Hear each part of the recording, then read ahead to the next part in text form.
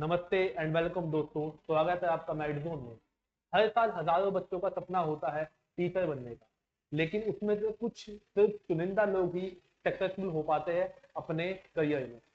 और वो कौन होते हैं जो शुरुआत करते हैं एक अच्छे स्टार्टिंग पॉइंट से, एक अच्छी दिशा में, जो कि है एनसीटी का entrance exam.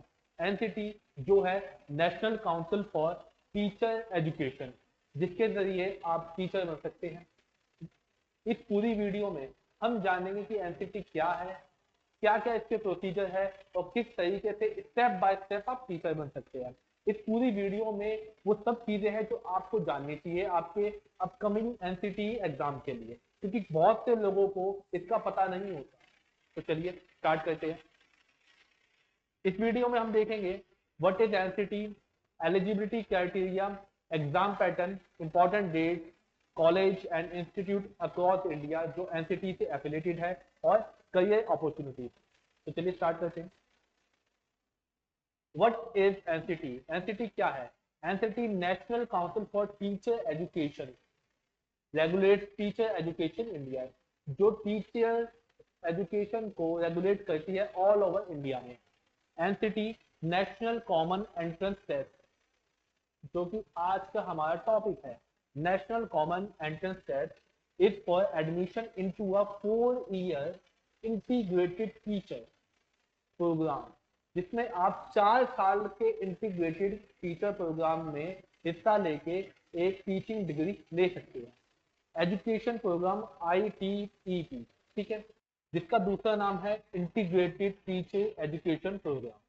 Prepare you to teach primary and upper primary class from first to eight in school across India, जिसमें आप primary and upper primary class को पढ़ाने के लिए ट्रेंड किए जाते हैं।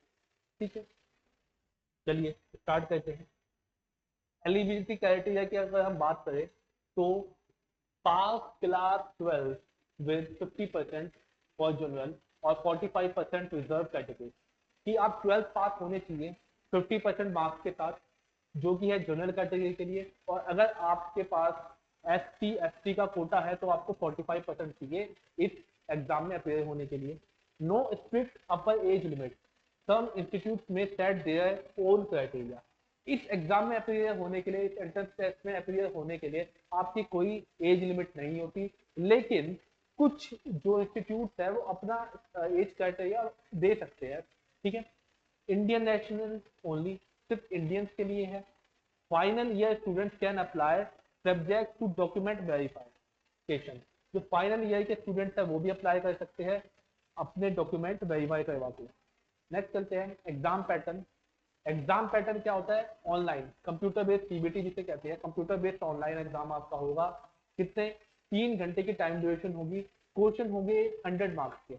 मार्किंग स्कीम देख लीजिए, +1 for correct answer, no negative marking. इसका सबसे बड़ा प्लस पॉइंट है कि इसमें कोई नेगेटिव मार्किंग आपकी नहीं है। आप एक क्वेश्चन सही करोगे तो आपको 1 मार्क्स मिलेगा, और गलत क्वेश्चन अटेम्प्ट करने पे या गलत करने पे आपका कोई मार्क्स नहीं कटेगा।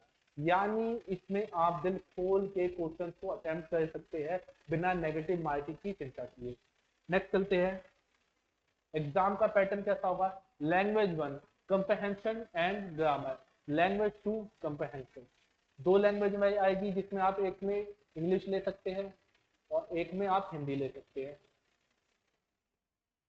और दूसरा आता है आपका टीचिंग एप्टीट्यूड।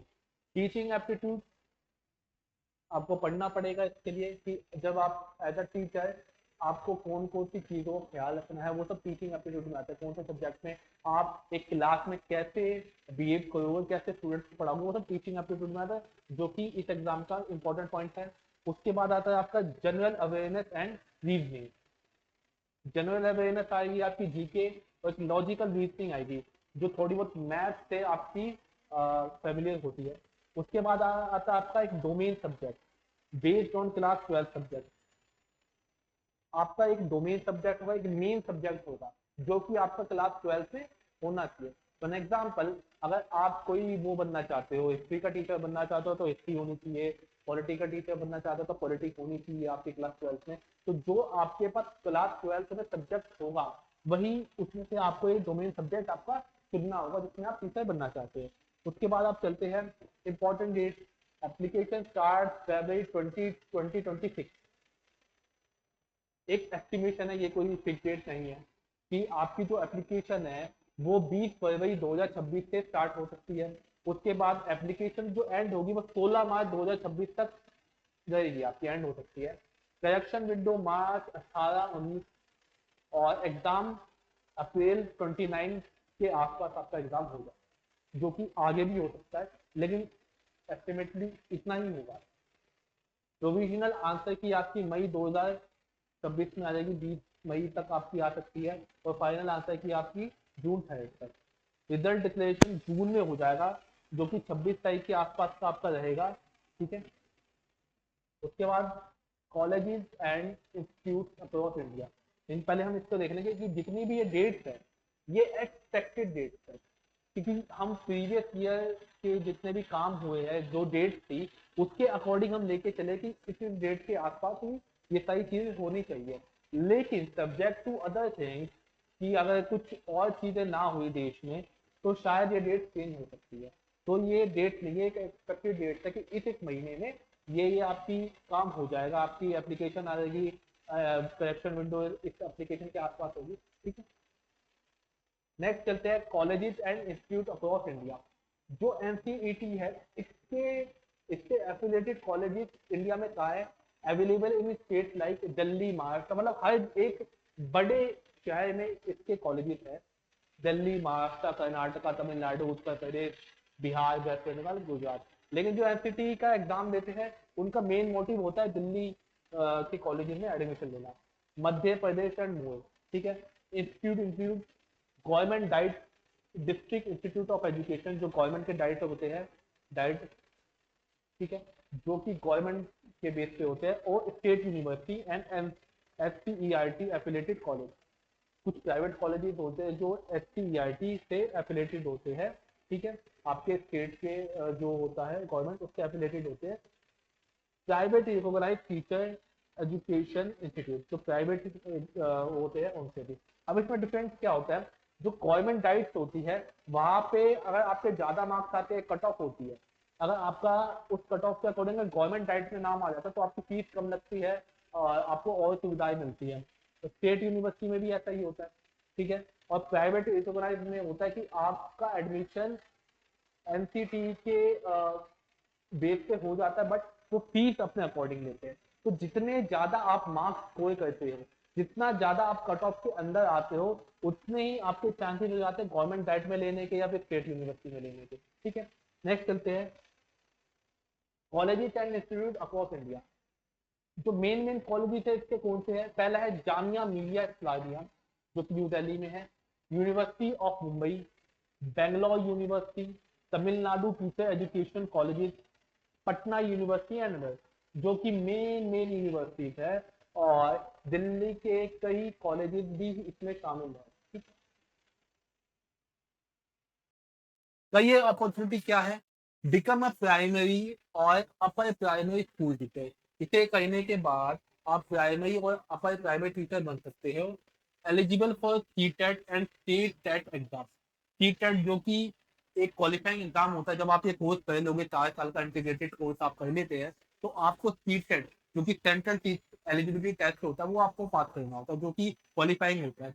अगर वो आप पास, वो जो टीचर बनने के लिए वो एक सर्टिफिकेट टाइप का एग्जाम होता है। अगर आपको चाहे गवर्नमेंट में एग्जाम देना है टीचर बनने के लिए, या आपको प्राइवेट में सीधा टीचर बना, तो आपके पास सीटेट जो कि सेंटर करवाता है, और स्टेट टेट जो कि स्टेट करवाता है, दोनों में से एक होना चाहिए। टेट होता है, स्टेट टेट होता है, अगर आपको किसी स्पेशल किसी स्टेट में ही आपको टीचर बनना है तो उसका आपको स्टेट का टेट एग्जाम पास करना होगा, जो कि होता है टीचिंग एलिजिबिलिटी टेस्ट। और जो सी टेट जो कि आपको सेंट्रल देता है, सेंट्रल में आपको जॉब लेनी है तो आपको ये पास करना होता है। कई कई स्टेट जो होते हैं वो सीटेट को एक्वायर करते हैं, और कई कई नहीं करते। तो आपको देखना है कि आपको कहाँ जॉब लेनी है। वर्क इन स्कूल, स्कूल में आप वर्क कर सकते हो, एनजीओ में वर्क कर सकते हो, और एजुकेशनल प्रोग्राम की जो पोस्ट होती है उसमें आप अप्लाई कर सकते हो। ठीक है। फर्दर स्टडीज, इसके बाद आप बीएड कर सकते हो, एमएड कर सकते हो, और रिसर्च डिग्री में भी एनरोल कर सकते हो। ठीक है। फर्दर स्टडीज, और इसके बाद आप बीएड कर सकते हो, एमएड कर सकते हो और रिसर्च डिग्री में भी अप्लाई कर सकते हो। ठीक है, तो ये था पूरा आपका एक ओवरव्यू एनसीटी एग्जाम का, जो कि एंट्रेंस होता है आपका 4 साल के इंटीग्रेटेड टीचिंग एग्जाम के लिए। ठीक है, एनसीटी क्या है, नेशनल काउंसिल, इसका एक एग्जाम कॉमन एंट्रेंस टेस्ट होता है, जिसको करने के बाद आप 4 साल का इंटीग्रेटेड टीचिंग एग्जाम कर सकते हो और प्राइमरी और अपर प्राइमरी को पढ़ाने के लिए एलिजिबल हो सकते हो। ठीक है, तो आज हमने इस वीडियो में जाना कि एनसीटी क्या है, इसका कॉमन एंट्रेंस टेस्ट एग्जाम कौन सा है, उसे करने के बाद आपको 4 साल का कोर्स करने को मिलेगा। 4 साल का डिग्री कोर्स आपको मिलता है करने के लिए, और वो 4 साल का डिग्री कोर्स करने के बाद आप प्राइमरी और अपर प्राइमरी स्कूल में टीचर बन सकते हो। मिलेंगे और भी नई वीडियो के साथ। धन्यवाद।